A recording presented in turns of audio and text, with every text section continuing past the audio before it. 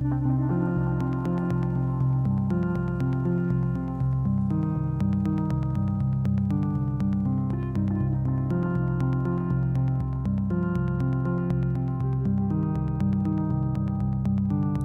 ses nede i højre hjørne, og politiet oppe i venstre.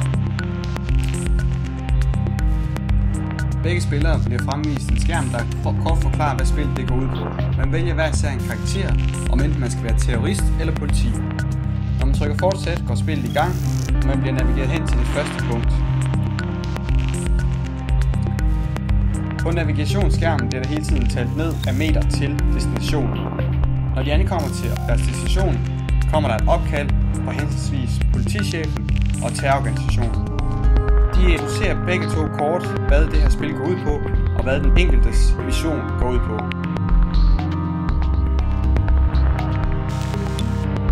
Derefter bliver de begge to sendt videre. Politimanden skal undersøge et ekstra tip, og terroristen skal gå på indkøb for at købe ingredienser til bomben.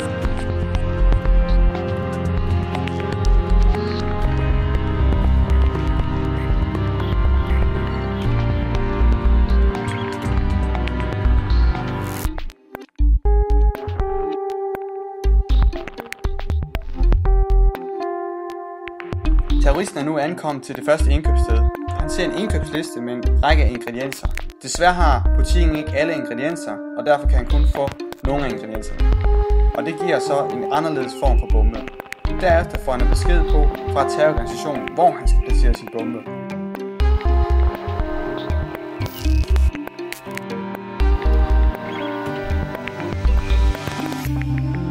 Samtidig med, at terroristen har foretaget sin indkøb, vil politimanden få besked, at der er set en mistænksom person foretage indkøb.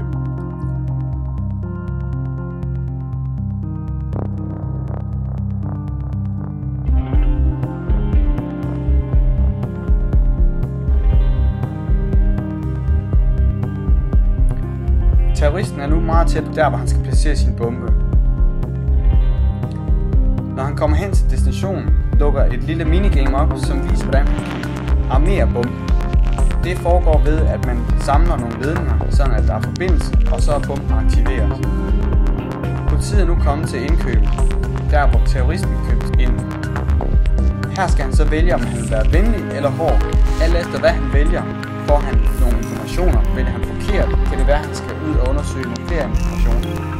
I vores lille spil har det ingen påvirkning, hvilke knapper han vælger. Når terroristen har armeret bomben, får politiet besked, at der er set en mistænksom mand placere en bombe. Han går derfor straks derhen af, og han har nu fået koordinat og distance til bomben. Efter terroristen har armeret bomben, får han at vide fra terrororganisationen, at han skal fjerne nogle spor, som er blevet lækket. Hvis han ikke gør det, kan det blive opdaget. Når politiet nærmer sig bomben, får han besked om, hvilken type af bombe det er. Den information skal han bruge til at tilgå bomben. Han får f.eks. at vide, at han skal være meget forsigtig, når han desarmerer bomben. Altså han skal holde sin mobil stille. Nu låter der et minigame op, tilsvarende terroristens. Modsat terroristen skal samle ledninger, så skal han her afkoble ledninger, sådan at de ikke mere er gennemførte. Når politiet har vellykket desarmeret bomben, får terroristen besked om, at nu er bomben desarmeret, og man har tabt.